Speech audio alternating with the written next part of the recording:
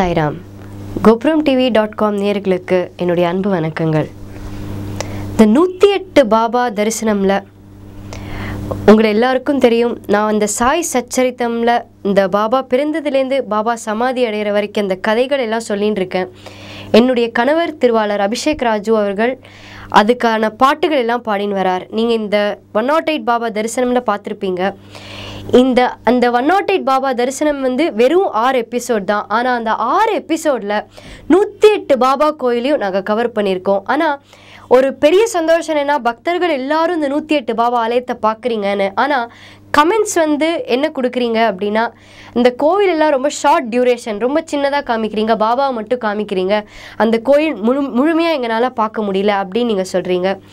உங்களுடைய ஆசையை பூர்த்தி பண்ணுறதுக்காக மட்டுமே அருள் தரும் பாபாவின் அற்புத ஆலயங்கள் அந்த எபிசோடில் நீங்கள் அந்த 108 கோவில், அந்த ஒரு கோவிலையும் ஃபுல்லாக நாங்கள் அந்த எபிசோடில் நாங்கள் டெலிகாஸ்ட் பண்ணுறோம்.